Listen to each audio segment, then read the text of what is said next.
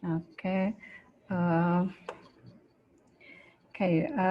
this is about our speaker. Her name is Dika Pramita Destiani, Master of Pharmacy Apotheker, and she is a clinical pharmacy register and patient counseling in teaching pharmacy and teaching hospital in government company of pharmacy. She also graduated from Faculty of Pharmacy, Universitas Pajajaran, and has many research and publication experiences. And Ibu Dika will share her topic about medication safety in polypharmacy, special condition in geriatric. And we have time until 12 and 15. So it means we have 1 hour and 45 minutes, including for discussion. So during Budika is speaking, if you have any question, you can write down in the chat box. So ladies and gentlemen, please a warm welcome to Ibu Dika. Ibu Thank Dika, you. it's Can you time hear is me? yours. Yes. Thank you, Ms. Windy. Can you hear me clearly?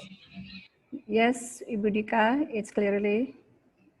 Okay, thank you for introducing me. And I heard that all the participants here came from Indonesia, right? Yes. So maybe Okay, you can so I compare offering in okay, Indonesia. yeah. So I offering you for explaining in Indonesia or in English. I think because it's a workshop and we have a case and some discussion for the case, I think it's better if I explain in Indonesia, right? Yes, it's okay. Okay, thank you. So, sorry, do you want to share by yourself or share by... About myself, I think. Okay. Okay. Okay.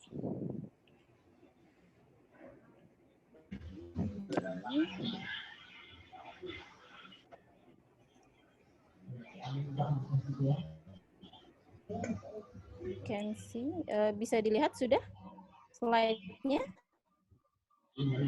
Ya, sudah jelas, Bu. Sudah, baik. Baik, kalau begitu saya langsung mulai saja. Untuk sharing hari ini, saya menyebutkannya sharing karena memang saya berpikir bahwa kita semua, apalagi tenaga kesehatan, pasti sudah mengetahui tentang polifarmasi ya, terutama geriatrik. Jadi di sini adalah sharing saya untuk bagaimana menangani polifarmasi. Kemudian yang pertama adalah evaluasinya. Tadi terima kasih sudah disampaikan tentang saya, bahwa saya memang adalah clinical pharmacy yang bekerja sebagai dosen di Fakultas Farmasi Universitas Pajajaran dan juga praktisi. Baik, pada hari ini saya akan menyampaikan atau sharing mengenai medication safety in polypharmacy, special condition-nya yang geriatrik ya. Jadi sebelum kita beranjak ke polifarmasi, kemudian mengevaluasi seperti polifarmasi itu seperti apa sih sebenarnya, karena banyak yang berpikir bahwa polifarmasi itu adalah obat yang banyak, tapi ternyata tidak semua polifarmasi itu inappropriate atau tidak perlu gitu ya. Ada saja juga polifarmasi yang memang itu diperuntukkan untuk pasiennya. Nah, yang kita harus mengenal dulu sebelum mengenal evaluasi dari polifarmasi dan bagaimana manajemen dari polifarmasinya, kita harus mengenal dulu geriatriknya. Ya, karena di sini saya lihat ada praktisi, ada juga sepertinya mahasiswa karena mukanya masih muda-muda juga gitu ya. Kita harus mengenal dulu tentang geriatrik. Seperti apa sih profil dari geriatrik yang dapat mengganggu dari pengobatan, baik itu efeknya, toksisitasnya, efek samping dan lain sebagainya.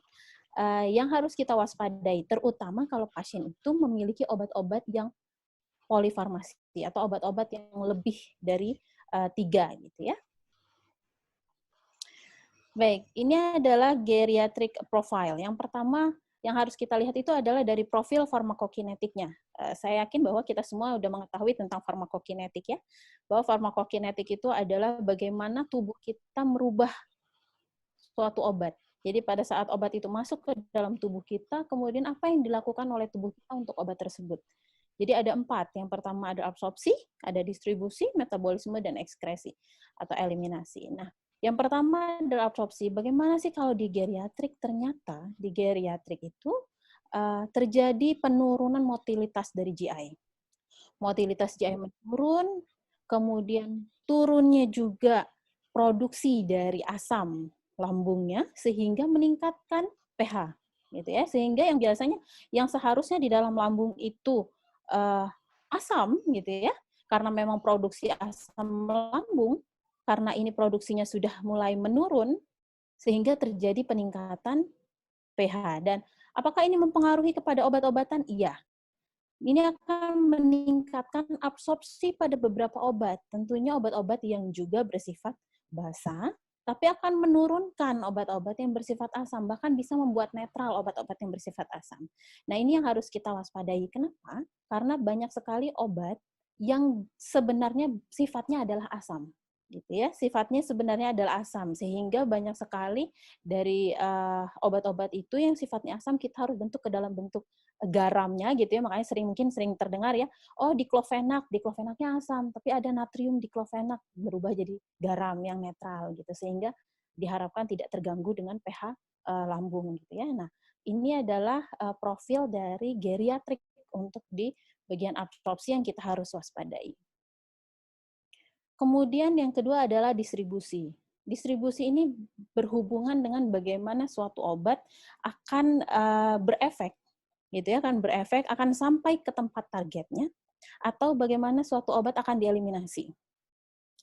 Sehingga kalau pada geriatrik itu akan terjadi peningkatan body fat. Jadi akan terjadi peningkatan lemak. Jadi obat-obatan yang sifatnya lipofilik atau obat-obatan yang sifatnya larut dalam lemak, termasuk vitamin yang larut dalam lemak gitu ya, itu akan meningkatkan volume distribusi dan menjadi lebih lama eliminasinya. Sehingga obat tersebut harusnya sudah dieliminasi misalnya dalam waktu 4 jam, ternyata dalam waktu 4 jam belum tereliminasi.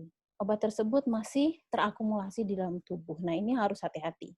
Kemudian tidak meningkatkan lemak dalam tubuh saja, tetapi menurunkan dari air ya, total body water. Seperti kita ketahui bahwa geriatrik kita bisa lihatlah kulitnya gitu ya, kulitnya udah mulai keriput, terlihat bahwa sudah mulai penurunan body water gitu. Nah, ini berpengaruhnya kemana? Berpengaruh untuk obat-obat yang sifatnya hidrofilik.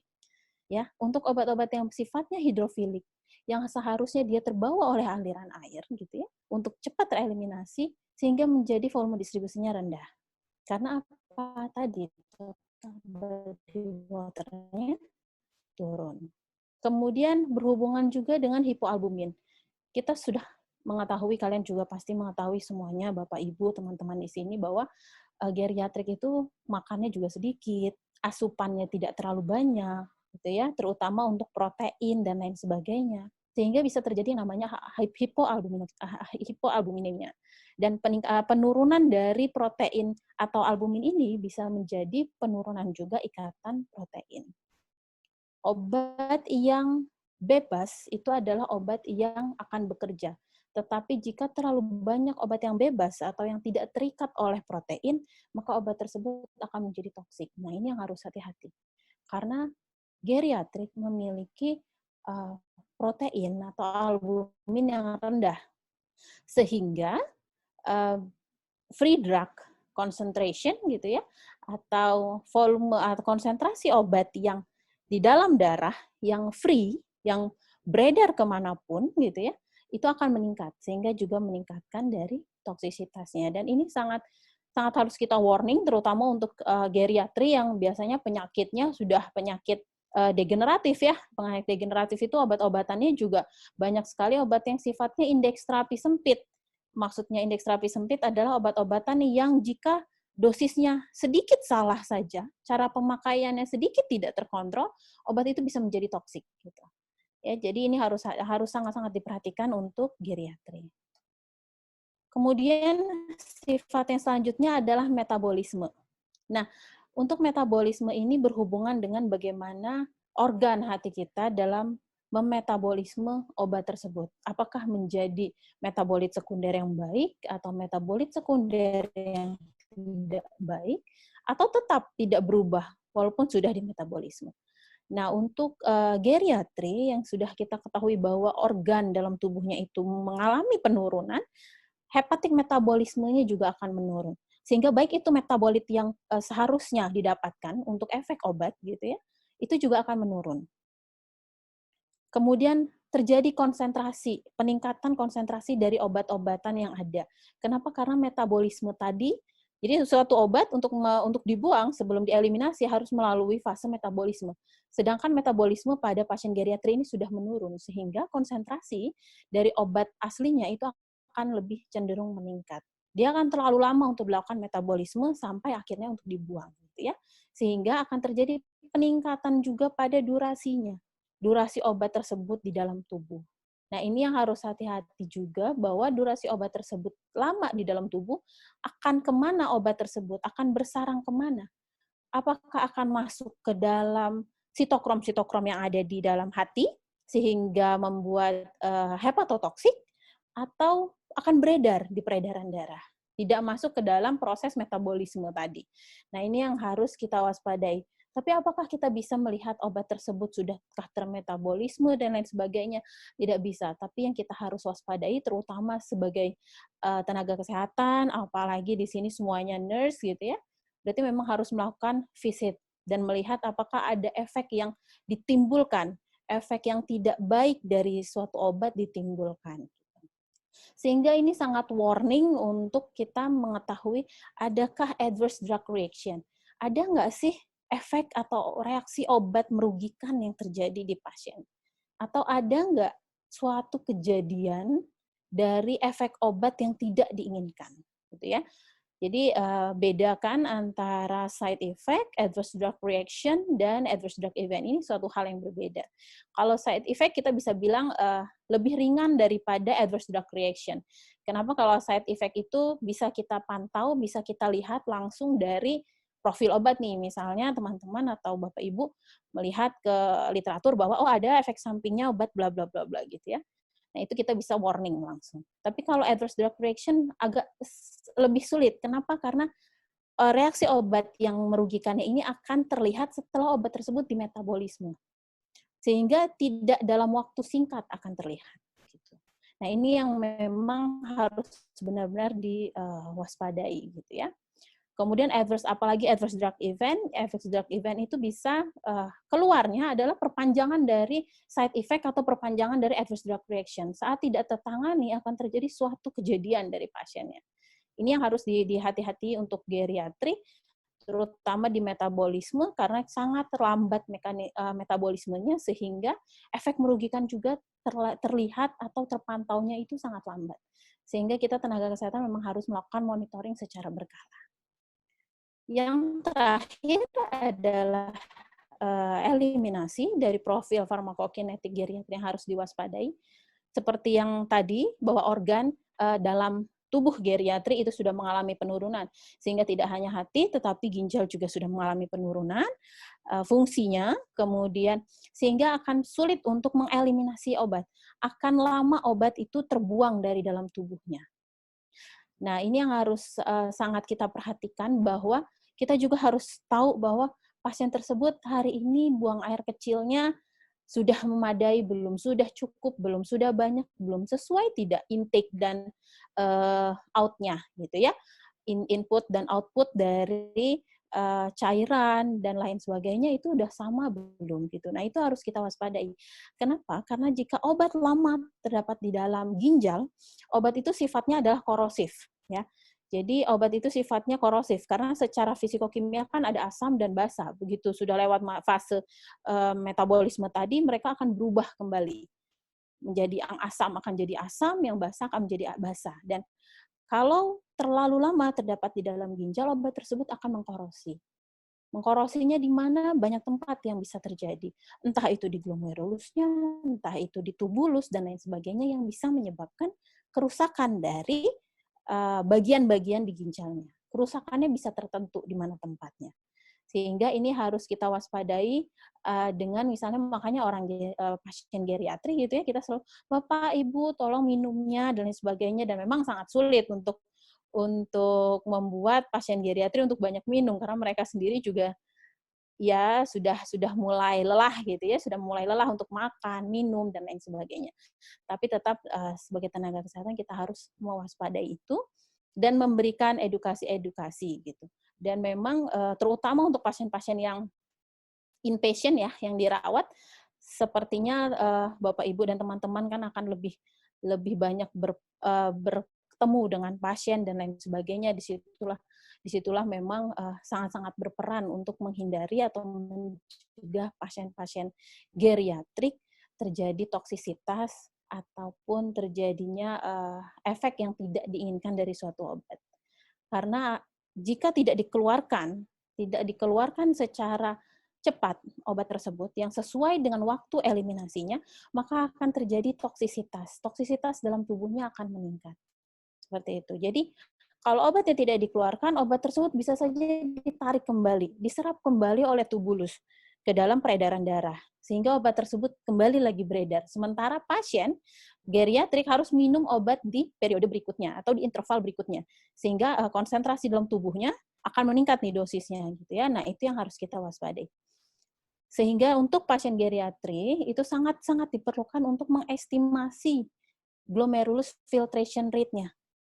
Udah seperti apa sih sekarang fungsi ginjalnya? Sejauh apa fungsi ginjalnya?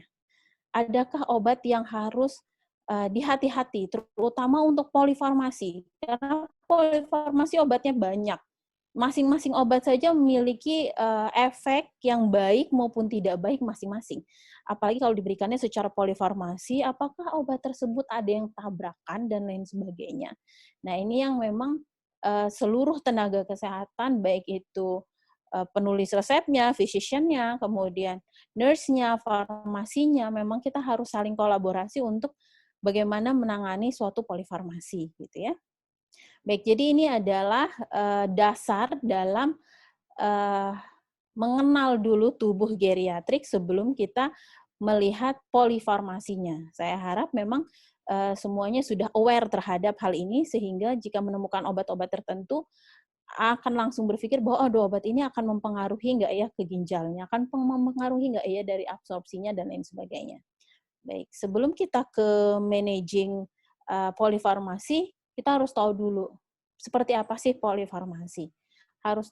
Harus tahu dulu bagaimana mengevaluasi dari polifarmasi gitu ya. Nah, ini adalah polifarmasi. Polifarmasi itu sering disebut multiple medication. Jadi yang sering diketahui adalah obat yang banyak gitu ya. Sebenarnya kalau dalam farmasi sendiri kami mempunyai dua istilah. Yang pertama adalah polifarmasi. Itu adalah obat yang banyak, obat yang lebih dari 4 jenis dalam satu lembar resep, berarti dari satu dokter. Itu polifarmasi. Tetapi ada juga yang menamakan istilahnya multifarmasi. Gitu. Jadi multifarmasi itu adalah obat yang diterima seorang pasien, tetapi dari dokter yang berbeda. Dokternya lebih dari satu, sehingga mereka mengeluarkan resep masing-masing, dan masing-masing resepnya itu berjumlahnya banyak, sehingga saat disatukan, diterima oleh pasien, obatnya sangat-sangat banyak. Nah, itu adalah multifarmasi sebenarnya. Cuman memang di Indonesia lebih mengenalnya, semua dikenal sebagai polifarmasi, gitu ya. Jadi intinya polifarmasi yang sekarang kita bahas adalah obat yang diterima saja, nggak melihat apakah itu dari satu resep atau itu dari banyak resep, yang jelas obat yang diterima oleh tubuh pasiennya banyak. Ya, banyaknya berapa? Sebenarnya tidak ada standar. No standard definition. Dari WHO pun kita tidak ada standard definition. Tetapi beberapa artikel, beberapa publikasi, kemudian dari organisasi-organisasi profesi dan lain sebagainya menyebutkan bahwa tidak ada standar, tetapi obat yang bisa disebutkan polifarmasi adalah obat yang rutin digunakan, yang terus digunakan atau sedang juga digunakan oleh pasien, yang jumlahnya 4-5 atau lebih. Jadi kalau 3 masih bisa disebut polifarmasi, tidak. Jadi untuk, mungkin di sini ada teman-teman yang masih kuliah gitu ya, yang mungkin mau melakukan penelitian nantinya dan lain sebagainya tentang polifarmasi, itu dipersilahkan, dan ini bisa menjadi standar gitu, polifarmasi itu di 4-5 atau lebih. Jadi kalau 3, 2 itu walaupun lebih dari 1 belum disebut sebagai polifarmasi. Dan yang dimaksud dengan polifarmasi juga adalah semua pengobatan atau semua obat yang dimiliki oleh pasien. Baik itu dari resep, obat over the counter. Maksudnya kan pasien sering ya beli obat sendiri gitu ke toko obat, ke apotek, atau ke warung gitu ya, untuk obat-obatan yang sehari-hari, pusing, batuk, pilek, dan lain sebagainya. Nah, ini juga sama, obat-obatan tersebut itu harus sebagai tenaga kesehatan, terutama untuk teman-teman yang nantinya akan bekerja di pelayanan untuk yang home visit dan lain sebagainya, itu harus dilihat juga apakah ada obat OTC-nya atau tidak. Obat-obatan yang sering dikonsumsi oleh pasien jika pasien tersebut mengeluhkan sesuatu, itu ada atau tidak gitu. Kemudian tidak hanya obat itu, tapi obat tradisional juga, karena sekarang lagi marak sekali, terutama sejak COVID ini sedang marak sekali masyarakat itu mencari obat tradisional gitu ya. Dan obat tradisional juga saya sebagai farmasis tidak bisa dibilang sangat aman sebenarnya, atau banyak yang menyebutkan tidak ada efek samping, tidak juga. Kenapa? Obat tradisional itu tetap akan memperberat ginjal, tetap akan dimetabolisme oleh hati, sehingga harus juga hati-hati dalam penggunaannya. Jadi obat tradisional juga harus diwaspadai dan diketahui oleh tenaga kesehatan. Selain obat tradisional, ada juga obat-obat komplementari lainnya ya, obat-obat yang suplemen dan lain sebagainya yang memang digunakan oleh pasien. Nah, seluruh pengobatan ini di-list satu persatu. Jika obatnya memang lebih dari 4-5 atau lebih, itu sudah masuk dalam polifarmasi. Walaupun misalnya prescription-nya, obat di resepnya hanya 2, tapi pasien ternyata pakai obat warung atau beli sendiri di apotek, ada obat batuk, ada obat demam, ada 2 lagi, udah 4. Ada tradisional, ada komplementari, sehingga dijumlahkan sekitar 5 atau 6 obat, itu udah termasuk pasien tersebut mengalami polifarmasi yang dilakukan oleh pasiennya sendiri gitu ya. Nah, itu yang harus kita waspadai karena banyak pasien yang tidak mengetahui tentang hal tersebut. Banyak pasien yang harus benar-benar dijaga oleh tenaga kesehatan dari penggunaan obatnya, terutama penggunaan obat sendiri di rumah gitu ya. Jadi itu adalah polifarmasi. Nah, apakah semua polifarmasi itu tidak baik? Tidak juga. Jadi kalau mau disebut managing polifarmasi seperti apa yang harus kita manage? Polifarmasi yang harus kita manage itu polifarmasi yang inappropriate atau polifarmasi yang tidak sesuai. Polifarmasi yang nantinya dapat membahayakan atau dapat merugikan si pasiennya gitu. Jadi nggak semua polifarmasi atau obat yang diminum tadi banyak itu disebutnya inappropriate gitu ya, tapi managing pasti harus tetap seperti yang tadi. Kebutuhannya semua benar dibutuhkan oleh pasiennya misalnya, tetapi obat tersebut butuh pemantauan karena memang diminumnya dalam waktu yang bersamaan dan lain sebagainya. Nah, itu harus tetap di-manage gitu ya. Nah, ini kita kenalan dulu dengan yang namanya appropriate polifarmasi. Jadi harus dilihat dulu bahwa obat-obatan yang diterima oleh pasien tujuannya sudah spesifik belum untuk penyakitnya. Tujuan pemberian obat tersebut sudah spesifik belum untuk keluhan atau indikasinya. Jadi harus dilihat juga. Kembali lagi memang ke guideline gitu ya. Kita sebagai tenaga kesehatan mau tidak mau semuanya, mau itu tidak hanya itu physician gitu ya, prescriber atau dokternya, tapi juga farmasisnya, nurse-nya, dan lain sebagainya gitu, tenaga kesehatan lainnya, entah itu ada bidan dan lain-lain, itu harus juga mengetahui tentang guideline gitu ya, tentang panduan terapi dari pengobatan si pasien. Bahwa memang betul atau enggak ya ini dibutuhkan. Sesuai atau tidak ini dengan tujuan dari pengobatannya gitu.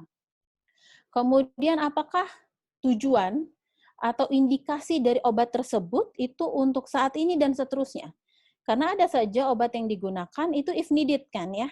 Jika perlu aja, kalau keluhannya sudah nggak ada gitu, by symptom, keluhannya sudah tidak ada, obat itu harusnya di stop. Tapi saat tenaga kesehatannya lengah sedikit saja, pasiennya sudah tidak mengalami keluhan tersebut, tapi obatnya tetap terus diminum gitu. Bahkan terkadang pasien beli lagi obatnya gitu ya, padahal itu udah nggak harus diminum oleh pasiennya. Nah, ini yang sebagai tenaga kesehatan, terutama nurse ya, harus sangat-sangat aware pada saat visit atau pada saat visite ke bangsal dan sebagainya, adakah obat yang memang seharusnya sudah di stop gitu. Atau obat-obatan tersebut memang secara tujuannya untuk saat ini dan seterusnya gitu. Ya, jadi memang harus di list obatnya, kemudian dicek mana obat yang now and future, mana obat yang hanya if needed gitu. For now, hanya sekarang gitu. Kemudian appropriate polypharmacy juga melihat optimum activity dan minimum adverse drug reaction. Jadi memang kita harus melihat risk and benefit dari suatu obat. Obat tersebut diberikan atau terapi tersebut diberikan gitu ya, apakah memiliki efektivitas yang maksimal untuk si pasien dengan efek samping yang minim gitu. Sehingga kita harus mempertimbangkan risk and benefit-nya. Memang harus dipantau, iya.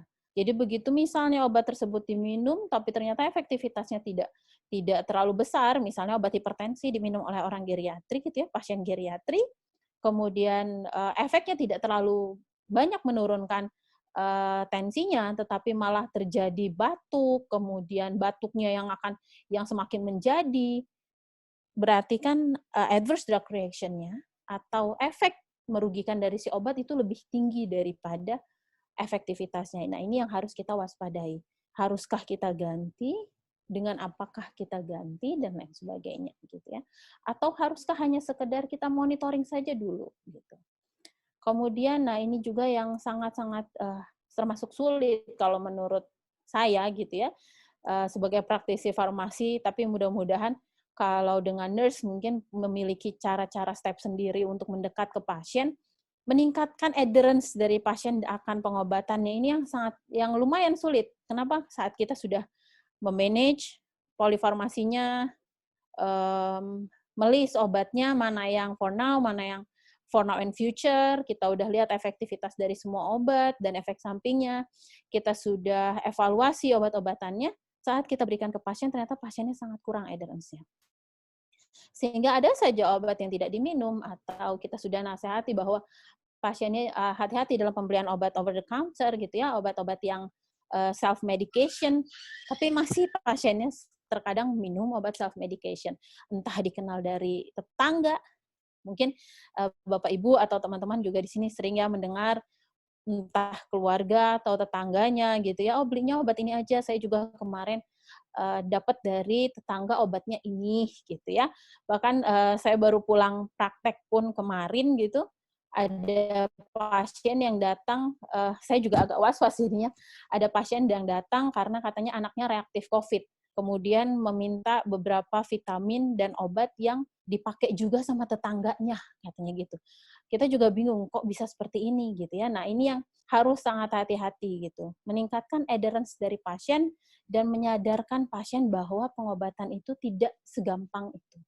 Pengobatan itu tidak semudah yang dibayangkan sehingga bisa sembarangan dalam minum obat gitu, dalam memperoleh obat. Nah, ini memang saya menyadari bahwa nurse pasti punya cara tersendiri untuk mendekat ke pasien karena memang perannya sangat besar di situ gitu. Kalau kami memang lebih hanya di tempatnya saja gitu ya. Jarang dari kami yang sampai home visit gitu, walaupun ada beberapa seperti saya home visit bersama gitu dengan beberapa tenaga kesehatan, tapi nggak semua gitu. Dan saya rasa kalau di nurse akan lebih banyak komunikasi dengan pasien dan itu punya beberapa hal yang memang justru kami juga harus mungkin mempelajarinya dari tenaga kesehatan lain gitu ya. Jadi ini yang sangat sulit nih, mengubah behavior dari pasien, sehingga pasien tersebut adherence gitu ya. Kemudian ini adalah yang inappropriate polypharmacy. Inappropriate polypharmacy ini dilihat dari apa? Dari semua obat tadi yang sudah di list gitu ya, obat yang sudah kita dapatkan informasinya dari pasien, dari tenaga kesehatan, dan lain sebagainya, adakah obat yang tidak ada evidence base untuk indikasi si pasien? Atau jangan-jangan obat tersebut duplikasi gitu, sehingga obat tersebut ada yang memiliki evidence tapi kok obatnya yang ini sama gitu ya, itu sangat-sangat sering terjadi. Jadi memang kita harus sangat hati-hati untuk mengevaluasi dulu ada nggak inappropriate-nya. Kemudian ada nggak indikasi yang expired? Kayak tadi kan indikasinya ada yang for now and future. Ada nggak yang hanya now saja? Sebenarnya udah nggak harus dipakai lagi sekarang. Jadi indikasinya tuh udah lewat gitu ya, tapi pasien masih saja menggunakan obat itu. Karena mungkin merasa badannya enak pakai obat itu, karena sugestinya lebih menang daripada obatnya, dan lain sebagainya. Nah, ini harus diwaspadai. Kemudian apakah dosisnya? Dosisnya butuh nggak sih dosis besar, apalagi untuk geriatri gitu ya. Dosis besar belum tentu dibutuhkan. Kemudian ada nggak dari pengobatan yang gagal untuk mencapai targetnya. Tapi pasien masih terus meminumnya karena tidak kontrol. Misalnya gitu. Sekarang banyak sekali pasien, bukan banyak, tapi ada beberapa memang yang failed dari monitoring. Terus terang saja, beberapa pasien itu, pasien saya juga monitoring hipertiroidnya terus terang pernah gagal sehingga obat tersebut tidak mencapai efeknya, tapi terus diminum sama pasiennya. Terus diminum, sehingga akhirnya yang keluar adalah efek sampingnya. Pasien tersebut akhirnya memiliki gangguan pada jantungnya, karena efek samping obatnya ke arah sana, ya, gitu ya. Nah, ini yang harus diwaspadai. Apakah obat-obat tersebut yang diberikan sama pasien, semuanya masih memiliki indikasi, masih memiliki efek yang berarti untuk si pasien, gitu ya. Karena ada saja obatnya harus diganti kan ya. Obatnya harus diganti karena pasiennya sudah resisten nih sama obat tersebut, bukan hanya antibiotik, tapi banyak hal gitu, banyak obat lain juga seperti itu. Satu atau kombinasi banyak obat itu bisa menyebabkan interaksi ataupun menyebabkan double dari efek samping gitu ya, efek yang tidak diinginkan. Nah, ini juga harus hati-hati. Apakah obat yang diberikan itu interaksinya terjadi atau tidak? Terutama obat-obatan yang sifatnya intravena ya, ini juga harus hati-hati. Kalau misalnya obat yang bentuknya oral, kita masih enak nih. Kita masih bisa untuk managingnya, oh obat ini dipakainya kapan, ini dipakainya kapan, dan lain sebagainya. Tapi kalau obatnya yang berbentuknya intravena, dan tugas Bapak, Ibu, dan teman-teman yang harus memberikan obat tersebut kan ya, melalui IV dan lain melalui infus, line dan lain sebagainya. Nah, ini harus benar-benar tahu bahwa apakah obat tersebut saling bertabrakan kalau diberikan dalam satu line. Terjadi embolikah? Terjadi inkompatibilitaskah dari obat sehingga akan mengganggu dari line-nya gitu ya, atau diberikan harus dalam line yang berbeda dan lain sebagainya. Nah, ini yang memang beberapa kali waktu itu juga saya pernah memberikan informasi obat di Hasan Sadikin terkait hal tersebut gitu untuk nurse gitu ya di ICU dan lain sebagainya gitu. Karena memang harus sangat-sangat harus hati-hati tentang interaksi obat, terutama yang IV line ya. Kemudian, nah pasiennya tadi ada appropriate itu sesusah dengan adherence-nya. Sama ini, inappropriate juga sama. Apakah pasiennya memang mau ngambil obatnya dengan kesadaran? Pasiennya mau nggak? Bisa nggak mendapatkan obat tersebut? Gitu. Pasiennya memiliki awareness tentang penyakitnya nggak? Memiliki awareness tentang obat yang akan diminum atau tidak? Gitu.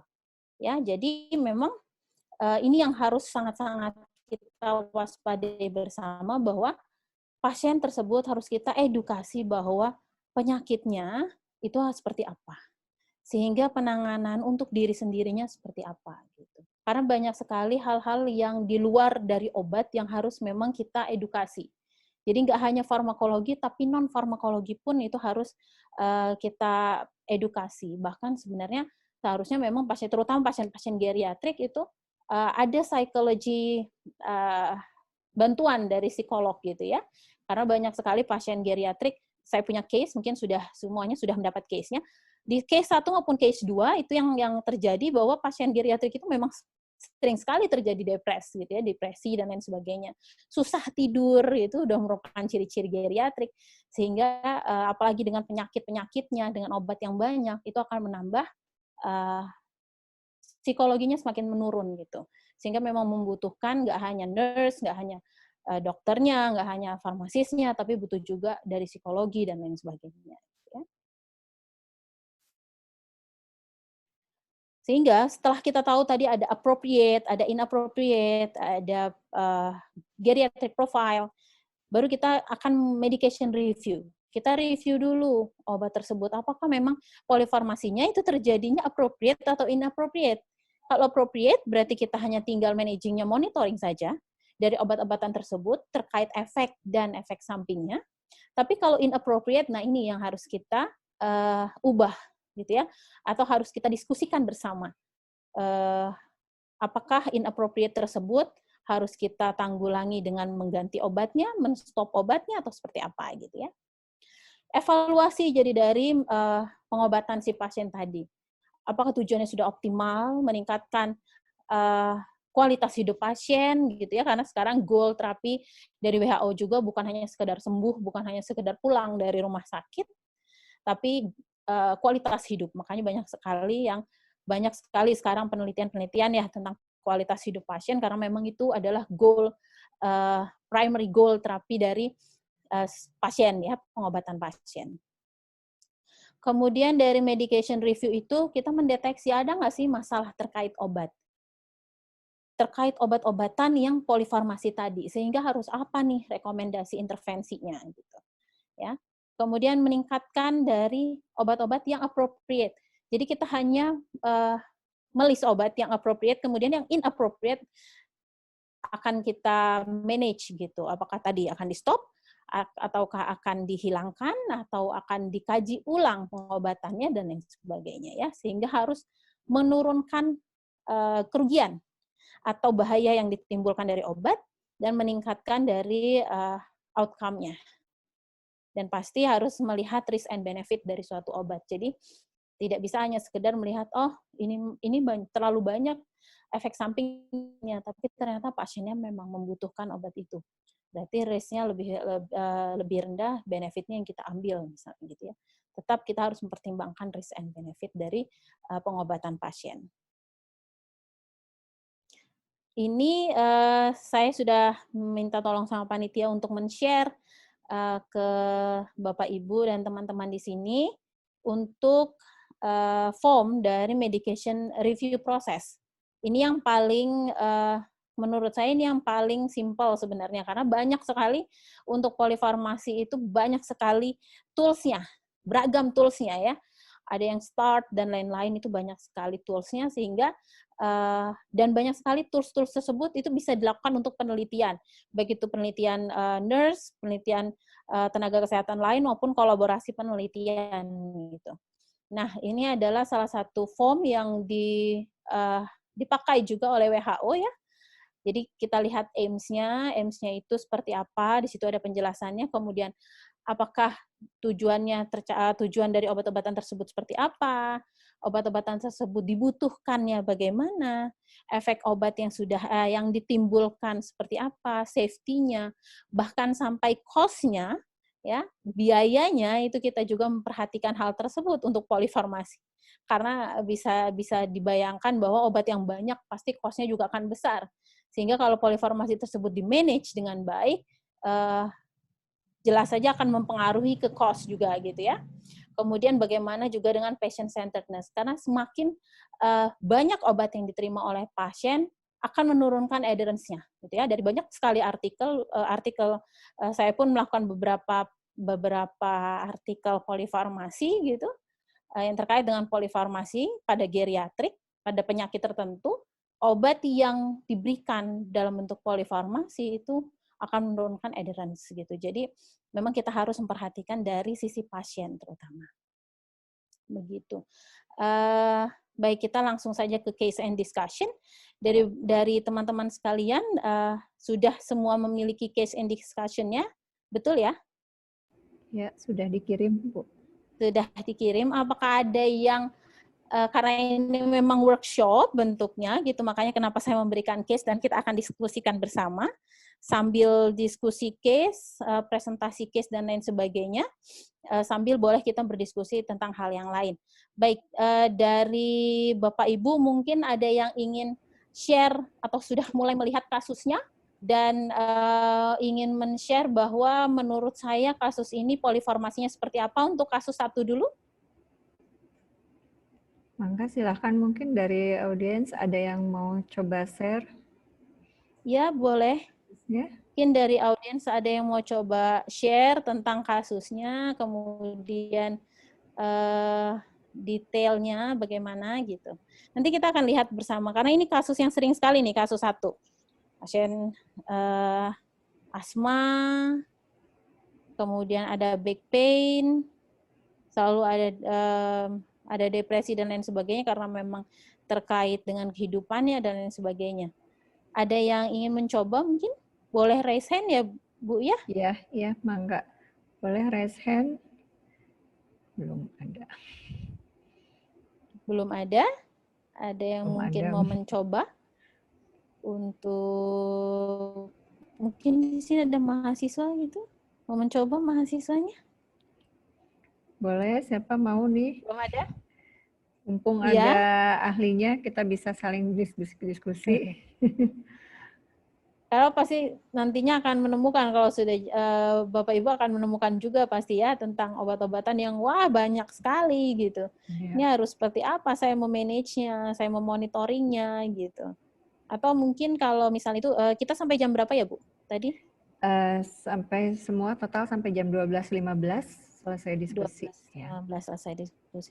Punten, ini ada yang bertanya case tanya dikirim kemana, mungkin bisa ditayang. Oh, ada yang belum berarti ya. Baik, saya coba tayangkan. Saya coba tayangkan case-nya. Mungkin ada yang ingin membaca ya. Baik, sudah terlihat case-nya? Ya, sudah. Sudah, baik. Ini adalah case 1. Jadi case-nya itu adalah, nanti mungkin bisa langsung berpendapat saja ya buat teman-teman yang ingin berpendapat atau ingin menyampaikan evaluasi atau analisisnya, silahkan. Ini pasien wanita, usianya hampir ke arah geriatria, 57 tahun, tapi kita harus sudah mulai mewaspadai. Medical history-nya itu ada back pain, ada asma dari kecil, kemudian ada depresi juga karena 2 tahun yang lalu kehilangan pekerjaan, kemudian bercerai gitu ya. Kemudian hasil pemeriksaannya blood pressure-nya 150/80, urea elektrolitnya sih normal, tapi peak flow rate-nya di 300 gitu ya, prediktifnya kan 390 sampai 400, 400 sampai 700 harusnya. Kemudian respiratory rate-nya 22 per menit. Nah, ini biasanya dari nurse sering sekali nih menuliskan di rekam medik dan lain-lain gitu ya, respirasi rate berapa dan lain-lain. Kemudian lifestyle-nya merokok memang 5 sampai 10 rokok per harinya. Nah, ini obat-obatan yang dikonsumsi sama pasien. Jadi diberikan lansoprazol, gabapentin, tramadol, salbutamol, banyak ya. Beclomethasone, ini ada 1, 2, 3, 4, 5, 6, 7. Ada 7 obat, jelas-jelas kalau dalam kriteria tadi ada polifarmasi. Tapi apakah ini appropriate polifarmasi untuk semua obatnya? Atau inappropriate polifarmasi? Sehingga harus kita bagaimana menangani polifarmasinya. Ini adalah current function-nya. Silahkan dilihat bahwa ada komplain tentang nyeri, kemudian drowsiness, weight gain gitu ya, moodnya juga sering naik turun gitu ya, tidak karena memang depressed tadi ya. Kemudian konsultasi juga dilakukan, tapi sayangnya sudah banyak obat yang dipakai, sudah beberapa obat yang dipakai juga, tapi untuk moodnya masih belum bisa tertangani, masih sulit tidur, kemudian napasnya juga masih breathlessness, walaupun sudah mendapatkan obat-obatan salbutamol dan beclomethasone, sehingga akan salbutamolnya sampai tiap bulan selalu apply gitu ya, selalu meminta obat. Mungkin ada yang ingin berpendapat? Silahkan kalau ada yang ingin berpendapat. Harus seperti apa dulu? Boleh, mangga. Kita Boleh share saja. Raise hand-nya boleh kalau yang ingin berpendapat. Kita raise hand saja, langsung silahkan. Belum kelihatan nih, Bu. Belum kelihatan ya, sepertinya ya. Ada atau karena ini memang workshop gitu, atau saya bisa minta pendapat ya mungkin Bu, saya boleh panggil gitu? Boleh, mangga. Oh, ini ada yang raise hand sepertinya ya? Ada yang raise hand? Sebentar. Oh ya, Ya boleh sebentar saya unmute ya.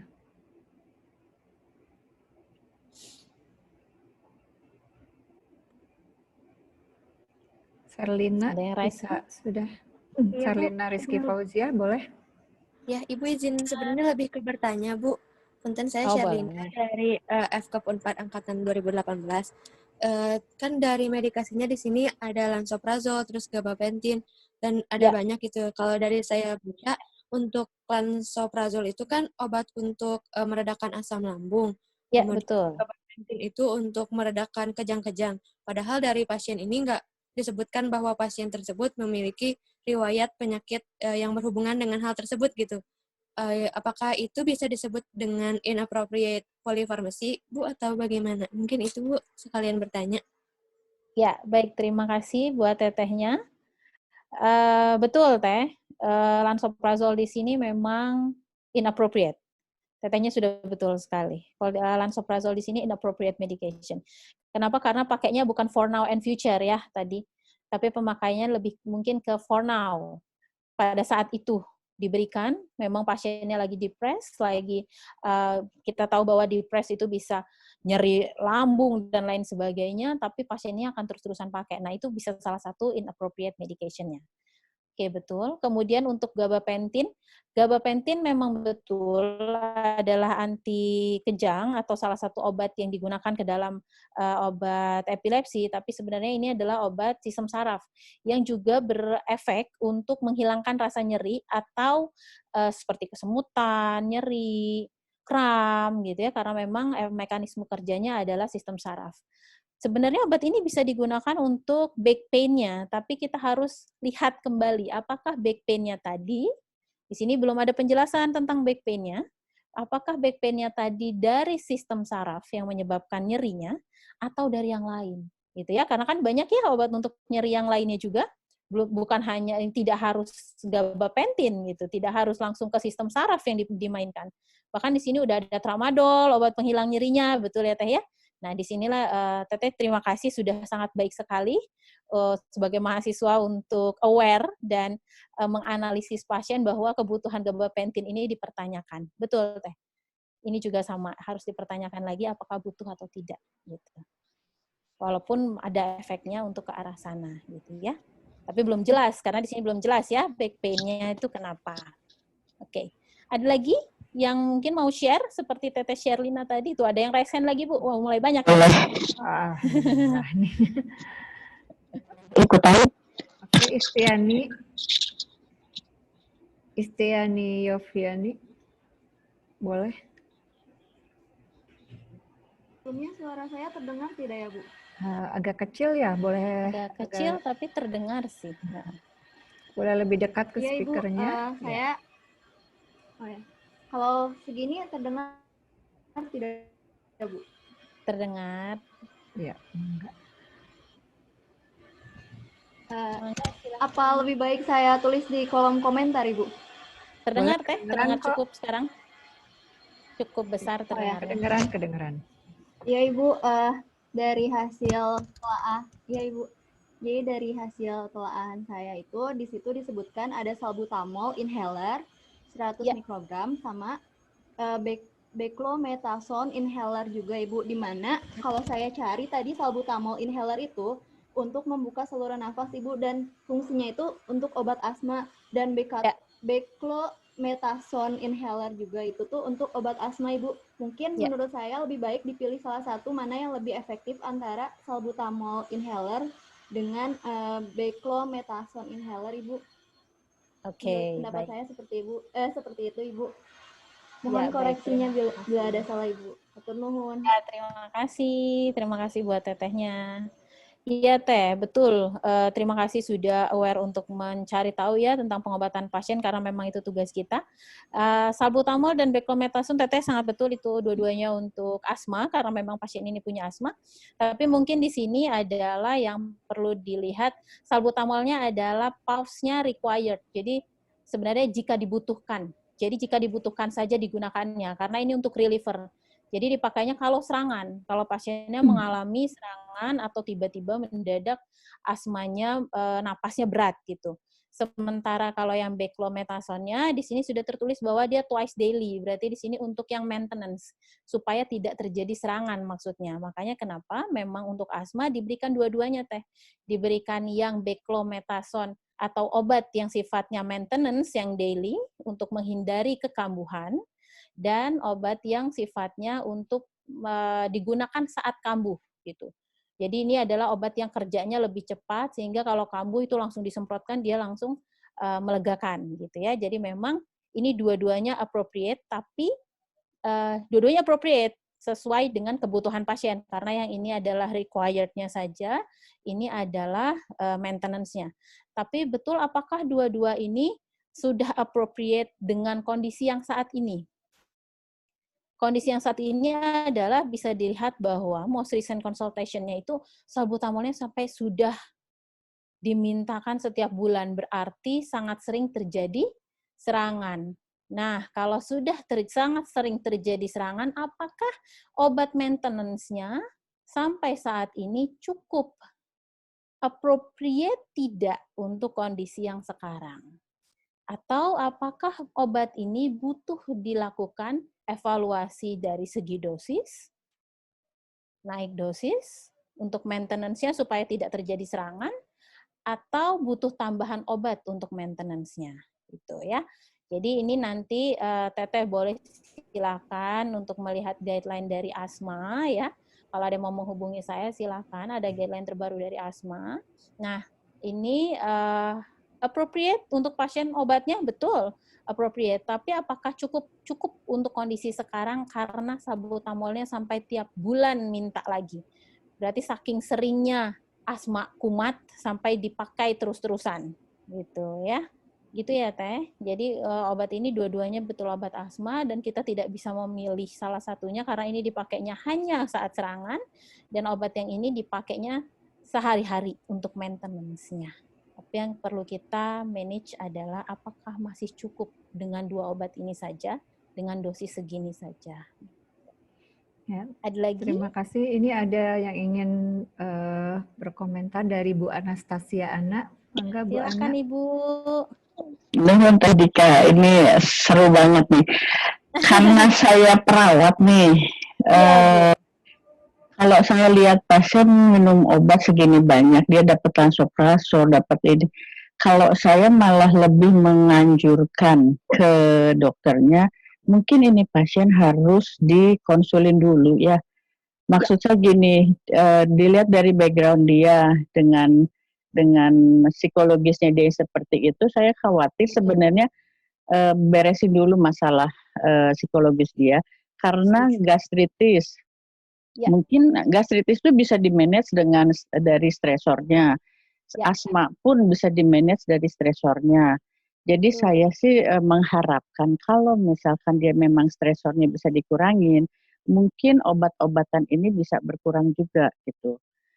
Dengan lihat dia ada weight gain, kemungkinan dengan dengan kortikosteroid yang terus-menerus itu juga membuat dia weight gain. Dan khawatirnya lagi, udah dia sekarang cuma sendiri, berat badan nambah, itu nambah lagi stres. Kok gue jadi gendut banget, jadi jelek gitu kan. Iya. Tambah depresi lagi dianya gitu. Iya. Kalau terus kemudian tramadol juga efek sampingnya juga bisa nambah sakit dari emahnya, dari lambungnya. Ini memang saling berkaitan satu sama lain. Belum lagi tensi dia udah 150. Saya khawatirnya dengan salbutamol itu juga nanti dia nambah palpitasinya, nambah nanti tensinya naik gitu. Jadi obat-obat ini bisa satu sama lain saling menyebabkan dia menjadi bertambah buruk kalau menurut saya. Jadi kalau saya sih saran untuk kasus ini lebih baik perbaiki dulu keadaan psikologisnya dia, baru kemudian satu persatu obatnya mungkin bisa dikurangi. Ya. Itu kalau menurut saya sebagai perawat. Iya. Terima kasih Bu. Sangat luar biasa Bu. Itu yang betul. Betul Bu. Sangat luar biasa. Karena memang kita sekarang kan patient centered ya Bu ya. Kita sekarang memang zamannya adalah patient fokus gitu ya. Fokusnya itu adalah pasien, bukan fokus pada obatnya. Ibu sangat betul. Sehingga kita justru betul sekali harus fokus dulu dengan apa yang dirasakan pasien. Sehingga kalau dari form yang saya berikan, di situ ada tulisan need. Ya, ada tulisan problem medisnya dulu. Problem medis si pasien ini apa sih? Sehingga apa yang prioritas utama yang menyebabkan bisa sampai seperti ini. Betul tadi kata Ibu. Kita belum tahu back pain-nya karena apa. Bisa jadi back pain-nya itu keluhan karena memang depresi dan lain sebagainya. Asma memang dia punya dari kecil, tapi kenapa kok sekarang makin sering timbul? Betul ya Bu ya? Karena ternyata depresnya tadi gitu kan. Nah, betul sekali yang Ibu bilang tadi bahwa kita harus prioritaskan dulu ini penyebabnya apa. Tidak bisa dengan simptom yang terasa, terus langsung obat simptom A dikasih obat, simptom B diberi obat, simptom C diberi obat, dan lain sebagainya. Tapi memang kita harus melihat dulu bahwa simptom ini terjadi, penyebabnya apa. Etiologi dari pasiennya apa. Betul Ibu, tadi yang Ibu sampaikan harusnya pasien ini dikonsultasikan terlebih dahulu. Kalau memang bisa secara depresnya, yang diobati sehingga pasiennya lebih tenang, kemudian tadi gastritisnya jadi tidak ada karena memang salah satu penyebab gastritisnya adalah stresor gitu ya Bu ya. Dari stres, lansoprazolnya bisa dihilangkan atau bisa dikurangi dan lain sebagainya. Kemudian obat-obatan yang tadinya asmanya sering kambuh jadi nggak sering kambuh karena betul sekali yang Ibu bilang bahwa salbutamol bisa meningkatkan blood pressure, kemudian beclomethasone yang bisa menaikkan berat badan karena terlalu sering digunakan jadinya dan lain sebagainya. Betul sekali yang Ibu bilang bahwa kita harus tahu need-nya pasien dulu. Harus tahu dulu bahwa, kita harus review dulu diagnosanya. Itu adalah langkah pertama. Review dulu diagnosanya atau review dulu pasiennya ini kenapa. Sehingga apa yang harus kita manage gitu ya. Nah, ini nanti saya akan bisa berikan kalau untuk obat-obatannya. Kemudian dia dari patient centeredness-nya, kita harus tahu dulu bagaimana to build patient confidence. Jadi kita harus membangun pasien itu, confidence-nya, apalagi sekarang tinggal sendiri dan lain sebagainya yang bisa nanti berefek pada simptom-simptom yang terasa tadi. Sehingga apakah betul, jangan-jangan obatnya malah lansoprazol bisa hilang, betul sekali. Kalau pasien ini termanage dengan baik secara simptomnya, lansoprazol bisa hilang, salbutamol tidak dibutuhkan, sehingga tekanan darah akan kembali normal. Kemudian obat-obat nyeri juga tidak dipakai terus-terusan karena akan mengganggu darah lambungnya dan sebagainya. Terima kasih sekali Ibu, dan itu memang luar biasa. Betul sekali. Tapi Teh, saya Ya, punya pengalaman. Mangga. Justru yang bermasalahnya itu sebenarnya seringnya ya, bukan dari pasien, tapi dari prescribernya. Punten Betul, ya. pasien kan ya. Iya. Ya, problemnya itu dari mereka gitu. Jadi kita sebagai perawat udah ngelaporin, ini hasil dari kajian kita begini, Betul, tapi mereka tuh kekeh gitu. Enggak, programnya harus gini kan, kamu tahu dia punya keluhan gini gitu. Tapi walaupun kita bilang iya Dok, tapi kan ini si pasiennya menurut kami hasil pengkajian begini-gini gitu. Nah, ini yang jadi sering jadi masalah. Kumaha ini teh kalau kayak gini. Oke. Ya, Bu. Nah, yang pertama pasti kalau memang ya itu sangat sulit. Sepertinya permasalahan itu sama.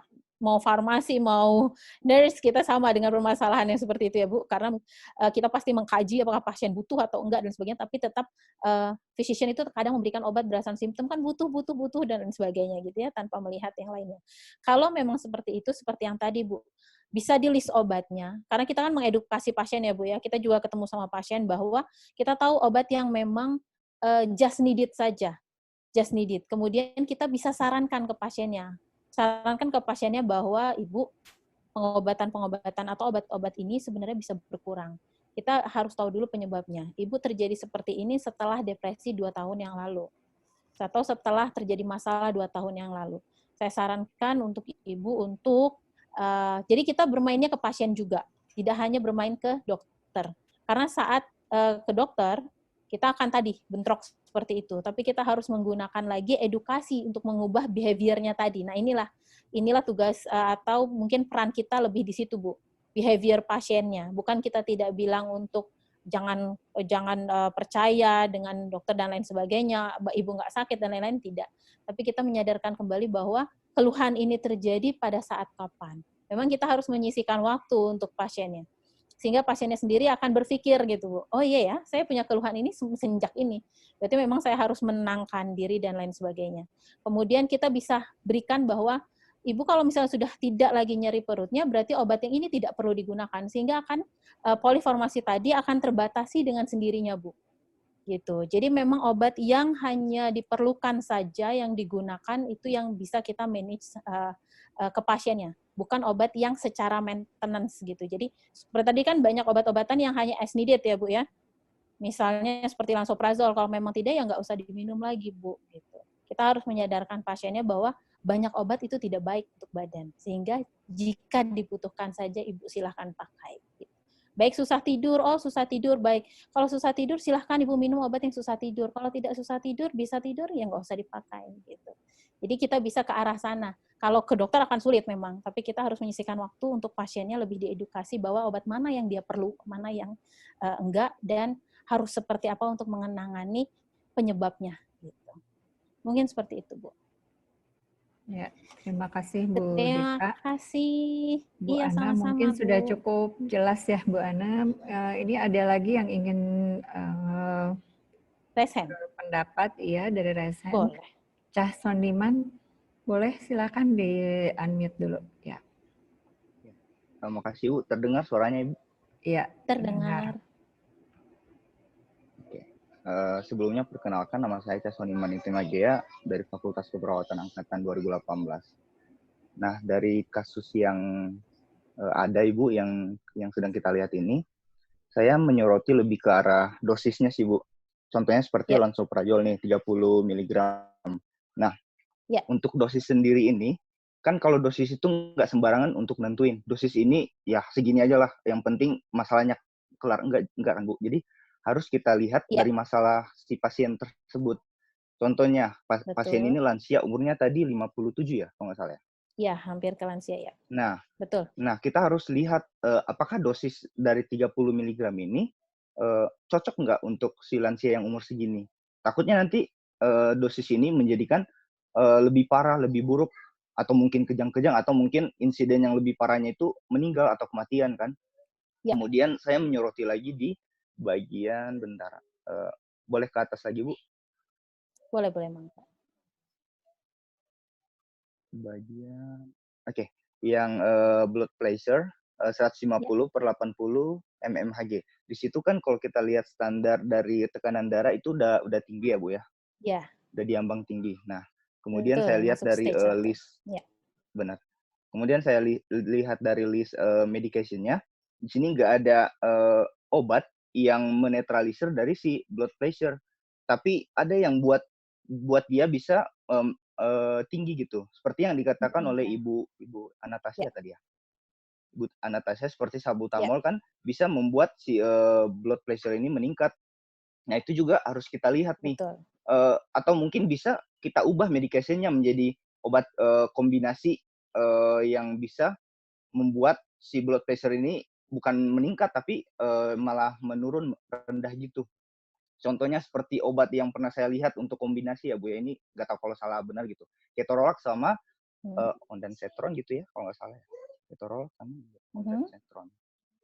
Kalau nggak salah. Jadi obat kombinasi itu bisa menyelesaikan dari 4 masalah. Jadi nggak membuat si masalah ini menjadi buruk gitu.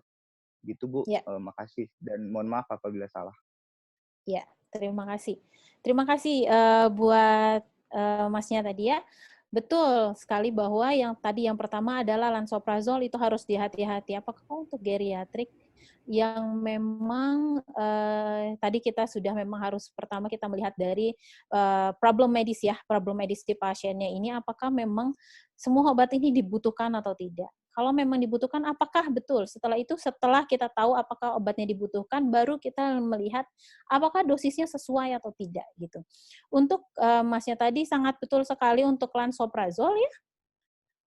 Bisa dilihat bahwa lansoprazol di sini seharusnya butuhnya hanya 15 mg per hari untuk maintenance dose-nya, untuk pasien dengan keadaan seperti itu. Kenapa? Karena bisa dilihat lansoprazol, efek dari lansoprazol itu bisa menyebabkan juga gangguan pada jantung. Gangguan pada jantung, penyumbatan pada jantung, dan lain sebagainya. Sehingga bisa jadi blood pressure-nya nggak hanya dari salbutamol, tapi dari lansoprazolnya juga. Gitu ya. Jadi sehingga di sini harus sangat hati-hati, dan betul hanya tadi bahwa penggunaan lansoprazol itu seharusnya dosisnya apakah betul segitu, apakah sesuai dengan pasiennya, sangat-sangat betul bahwa dosisnya harusnya adalah 15 mg untuk maintenance, bukan 30 mg. Luar biasa. Kemudian tadi yang berikutnya adalah untuk blood pressure. Nah, ini yang tadi seperti yang Ibu Anastasia sampaikan, blood pressure ini naik, apakah memang pasien tersebut memiliki hipertensi esensial gitu ya, hipertensi yang memang terjadi dari dalam tubuhnya, atau hipertensi ini terjadi karena obat. Kalau memang hipertensi ini terjadi karena obat, karena kita bisa lihat bahwa hanya sistoliknya saja yang naik, diastoliknya enggak gitu ya. Jadi diastolik masih bagus, sistoliknya yang naik. Nah, apakah ini terjadi karena obat? Karena ada obat yang tadi betul sekali, salah satunya salbutamol yang dipakainya jadi sekarang lebih sering, bisa meningkatkan tekanan darah. Sehingga jika obat-obatan yang diperoleh pasien ini di-manage dengan baik, bisa saja blood pressure ini turun. Betul sekali, gitu ya. Sehingga belum tentu kita butuh obatnya untuk ini gitu. Jadi tadi kalau untuk obat kombinasi dan lain-lain, mungkin yang pertama kita harus lihat dulu kebutuhannya dan penyebab dari problem medis si pasien. Apakah memang problem medis ini terjadi dari fisiologis pasiennya, atau dari obatnya, atau dari apa gitu. Sehingga kalau fisiologisnya memang butuh obat hipertensi, bisa menggunakan. Tapi kalau misalnya secara fisiologisnya tadi tidak terjadi, tapi justru dari psikologi dari obat yang dipakai yang menyebabkan blood pressure, nah ini yang harus kita kendalikan. Gitu. Jadi kita tidak menambah obat pasien, justru kita menurunkan atau mengurangi obat pasien dan menurunkan dari keluhannya si pasien tadi, karena kan itu terkait dengan pengobatan. Gitu ya, permasalahan itu adalah karena obat yang digunakan. Ya, terima kasih, sudah luar biasa sekali ini. Kita masih ada waktu, Bu? Masih ada. Masih 17 menit lagi. Nanti ini ada hasil review dan lain sebagainya, bisa karena memang saya tadi berpikir ini bahasa Inggris semua, jadi saya bikin bahasa Inggris semua. Tapi nanti mungkin bisa saya share ya Bu ya, kemarin hanya kasus, nanti bisa minta tolong untuk di-share kajiannya gitu. Untuk mungkin saya langsung ke kasus kedua, kita bahas kasus kedua. Dan ini lebih cetar lagi sepertinya ya untuk kasus kedua. Sebentar. Ya. Untuk kasus kedua sepertinya memang lebih luar biasa. Mungkin ada yang sudah dapat kasus keduanya. Ya. Sudah terlihat untuk kasus kedua? Sudah, Bu. Sudah. Wow, luar biasa untuk kasus kedua kita, dan ini adalah terus terang ini pasien BPJS, Bapak Ibu. Yang memang luar biasa. Jadi pasien ini punya diabetes mellitus, ada COPD juga, ada coronary heart disease, ada hipotiroid, atrial fibrilasi, hipertensi, dan lain sebagainya. Dengan result seperti demikian, dan jika Bapak Ibu lihat, obat-obatan yang dikonsumsi sama pasien bisa seperti ini, yang diterima. Ini yang membuat memang kami semua beserta, karena saya memang di PPK 1 gitu ya, wow, kaget juga melihat obatnya gitu. Bahkan perawat tempat saya bekerja juga kita saling diskusi dan lain sebagainya. Ini luar biasa, manage-nya harus seperti apa, monitoringnya saya harus seperti apa gitu ya jadinya. Bisa dilihat bahwa di sini obatnya bukan lagi polifarmasi, tapi sudah sangat-sangat polifarmasi karena banyak. Tapi apakah appropriate atau inappropriate polifarmasi? Ada yang ingin berpendapat mungkin? Bisa dilihat dulu dari kasusnya. Kita punya waktu masih sedikit lagi. Ada obat DM, ada DM tipe 2, ada COPD. Kalau tadi, ada yang langsung raise hand, Bu. Mangga, silahkan. Ada 2 yang langsung raise hand. Aula Nida, silahkan. Ya, Ibu Punten, perkenalkan saya Aula, NPM 059 dari FKUP Unpad. Karena sebelumnya kan udah dapat kasusnya juga, terus sempat baca-baca juga. Jadi kalau menurut Aula sendiri, masih menurut Aula ya Bu ini mah. Kalau menurut kalau menurut Aula sendiri tuh dilihat dari kasusnya yang paling bawah kan ada tuh I had a heart attack about a year ago. Terus pokoknya beliau itu apa namanya memikirkan nanti bagaimana ke depannya kalau keluarganya gitu, ibunya dan suaminya. Sedangkan dia tuh kan punya riwayat COPD, cuma dia kerja di lokal garage gitu. Terus kerjanya juga kan untuk menafkahi ibunya juga yang punya demensia. Jadi si stresornya tuh bagi dia tuh mungkin yang jadi utama itu depresinya gitu. Terus kan kalau dilihat dari obat-obatnya kan banyak. Terus di sini tuh ada antidepresi juga dari citalopram, terus mana lagi ya? Pokoknya ada banyak. Nah, jadi yang perlu kita highlight juga lebih ke arah kenapa dia depresinya lebih ke arah depresinya, tapi di highlight juga kalau menurut Aula dari GFR-nya. Soalnya kan di sini dia kan udah dikasih diuretiknya juga ada banyak, furosemid, terus ada bendrofulometias. Jadi tapi masih ada ankle swelling gitu. Jadi perlu dievaluasi lagi terkait keefektifan pemberian baik dosis ataupun keefektifan obatnya sendiri dari diuretiknya. Terus mungkin dikaji fisiknya juga gitu. Kenapa obat-obatnya masih belum efektif gitu. Kan di sini juga obat sesaknya juga kan banyak gitu kan. Jadi perlu dikaji juga terkait UFR-nya atau yang lainnya juga. Terus dikaji, pokoknya kalau menurut Aula harus dikaji lebih dari dikaji lebih baik fisik maupun psikologisnya agar nanti dia lebih efektif gitu, lebih efektif pengobatannya dan juga biaya obatnya, karena kan di sini kan beliau juga masih bekerja, terus harus menafkahi ibunya juga, tapi obatnya kan banyak banget gitu. Kalau dari Aula mungkin segitu. Terima kasih. Baik, terima kasih Teteh. Tadi seperti ada satu lagi yang resen, sekalian saja Bu kalau memang mau sekalian. Ya, Hairunisa, boleh di-unmute dulu. Iya Ibu, Assalamualaikum. Apakah suara saya terdengar Bu? Iya, terdengar. Ya, terima kasih Ibu atas kesempatannya.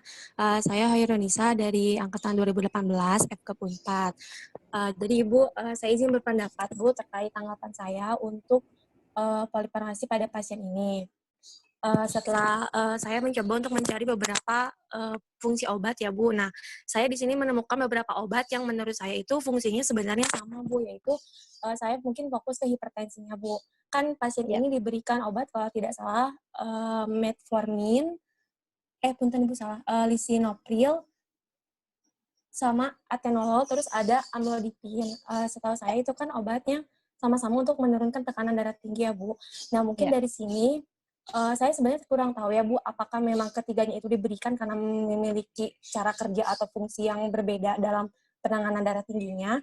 Tapi kalau menurut saya mungkin perlu dievaluasi juga, apakah memang ketiga obat ini perlu diberikan secara bersamaan, mengingat fungsinya yang sama, yaitu menurunkan tekanan darah tinggi. Nah, selain itu, mungkin saya berfokus pada tadi tanggapan dari Ibu Anastasia terkait salbutamol. Kan tadi salbutamol salah satu efek sampingnya adalah peningkatan darah tinggi juga ya Bu pada pasien. Nah, mungkin di sini maksud dari pemberian salbutamol itu kan pasiennya mungkin mengalami sesak karena punya COPD juga. Nah, tapi kalaupun itu hanya digunakan untuk keperluan, tapi apakah bisa digunakan? Maksudnya bukan ini kayak bergantian ya Bu, misalkan salbutamolnya bisa meningkatkan darah tinggi, tapi pasien terus dikasih istilahnya penawar dengan pemberian obat penurun darah tinggi. Nah, apakah pemberiannya bisa terus-terusan seperti itu Bu, mengingatkan nanti mungkin bakal banyak efek samping yang bakal dihasilkan gitu. Kemudian terkait diabetes yang dialami oleh pasien, saya juga di sini melihat ada pemberian obat untuk anti diabetesnya itu. Kalau nggak salah, gliclazid, kemudian ada pioglitazide, dexamethasone ya Ibu. Nah, kalau saya baca itu kan dua-duanya sama-sama berfungsi untuk meningkatkan untuk meningkatkan sensitivitas sel untuk menggunakan insulin. Nah, mungkin perlu dievaluasi juga penggunaan dari obat-obat tersebut karena mengingat sama-sama fungsinya itu ya mungkin hampir sama juga Bu. Jadi siapa tahu dengan mengevaluasi tersebut, dengan seperti tadi yang Ibu katakan, kita review dulu mana obat-obat yang memang sebenarnya benar-benar dibutuhkan oleh pasien, itu bisa mengurangi resep-resep obat ini Bu, agar pasien juga tidak terlalu harus banyak obat yang diminum, karena kan mungkin niatnya untuk menyembuhkan, tapi kan seperti yang Ibu tadi katakan, semakin banyak obat, adherent pasien itu semakin menurun. Jadi istilahnya kayak nggak terlalu benefit gitu Bu untuk pasiennya, atau juga dikasih obat banyak, tapi pasiennya pun jadi nggak patuh gitu untuk minum obatnya. Terima kasih Bu dari saya. Terima kasih. Baik, terima kasih. Luar biasa buat teteh-tetehnya tadi ya, 2 orang ya. Saya akan coba langsung membahas ya untuk yang dari tanggapan tadi. Untuk yang pertama tadi menanggapi bahwa ada di sini 2 diuretik ya, ada furosemid, kemudian ada bendromlumetazid. Nah, ini yang golongan thiazid. Betul sekali buat tetehnya tadi, bahwa 2 diuretik ini kita harus benar-benar memantau bahwa apakah pasien tersebut GFR-nya masih bisa dapat menerima untuk 2 diuretik, karena diuretik ini sangat berat bekerjanya ke arah ginjal. Itu yang pertama. Yang kedua, betul sekali, luar biasa, bahwa pasiennya tadi masih mengalami ankle swelling. Walaupun sudah pakai obat itu kok masih mengalami ankle swelling. Nah, ini ada apa gitu ya? Kok udah pakai 2 diuretik tapi masih mengalami hal ini? Berarti apakah memang berefek obatnya atau tidak gitu ya? Atau ankle swelling-nya ini penyebabnya dari mana? Nah, jadi memang kita harus beranjak dulu semua dari problem medis pasiennya. Apakah dari memang problem medis pasien ini ada yang menyebabkan ke ankle swelling tadi? Kalau memang ada yang menyebabkan ke ankle swelling tadi, apa penanganannya? Atau kalau yang tidak ada menyebabkan ankle swelling, dari obat yang selama ini diberikan, ada nggak yang efek sampingnya ternyata ke arah sana, ke arah ankle swelling. Contohnya amlodipin. Ini adalah efek sampingnya edema gitu ya. Edemanya bisa di mana? Bisa di tungkai dan lain sebagainya. Wah, jangan-jangan bisa dari amlodipin. Itu mulai nih kita kan, mulai melis obat mana yang risk and benefit-nya. Kalau memang risk-nya lebih besar, kita akan tinggalkan atau stop obatnya, atau bisa kita sarankan untuk mengganti obatnya dengan yang lain sesuai dengan kondisi pasiennya gitu ya. Tadi luar biasa untuk Teteh Aulia ya kalau nggak salah tadi. Yang pertama tadi untuk menyampaikan bahwa terkait dengan diuretik gitu ya. Dan begitu juga dengan depresinya, sudah ada citalopram dan lain sebagainya, tapi masih tetap depresi itu dialami, mood-nya masih tidak bagus. Berarti harus seperti apa? Betul sekali seperti yang tadi, yang kedua juga ya, tetehnya menyampaikan bahwa kita harus melihat lagi dari seluruh kondisi pasiennya. Ini udah pakai 3 obat antihipertensi, apakah memang dibutuhkan atau enggak ya Bu obat hipertensinya. Nah, di sini obat hipertensi 3 tadi kita harus lihat masing-masing fungsinya. Apakah hanya untuk blood pressure atau untuk menangani coronary heart disease. Ya, jadi coronary heart disease di sini memang ada guideline tersendiri dari New York Heart Association bahwa ada beberapa obat kombinasi yang harus digunakan gitu. Tapi apakah kombinasinya tadi ini tepat atau tidak? Ada ACI, ada CCB, ada beta blocker, ditambah ada diuretik juga. Apakah memang semua obat ini dibutuhkan atau tidak? Nah, itu kembali lagi kepada guideline-nya. Nanti TTT bisa cari guideline di Perkeni atau guideline di New York Heart Association, dan ini pun sudah saya bikin kajiannya gitu ya. Luar biasa sekali. Kemudian diabetes tadi, ada obatnya 3 Bu, ada metformin, kemudian ada glikazid, ada pioglitazone. Obatnya 3, tapi Teteh bisa lihat di sini bahwa kok HbA1c-nya tetap 10%, yang seharusnya HbA1c itu 7,5%. Ini tinggi sekali, padahal udah pakai 3 obat ya. Berarti harus kita kaji lagi. Jangan-jangan obatnya udah bukan harusnya ini, tapi udah insulin saja 1 gitu. Dari 3 jadi hanya sekedar insulin aja 1. Kenapa? Karena memang HbA1c-nya udah 10%. Guideline-nya udah harus pakai insulin. Berkurang 3 obat tadi, hanya masuk 1 insulin. Jadi obat yang diminum berkurang gitu ya. Nah, ini yang harus kita kita lakukan pemantauan. Ada kodein yang dipakainya terus-terusan, apakah itu baik untuk pasien gitu, apalagi ini menuju geriatri untuk nyeri back pain-nya, chronic back pain, apakah butuh kodein yang terus-terusan ataukah jangan-jangan butuh obat lain saja padahal di sini sudah ada diclofenac dan lain-lain.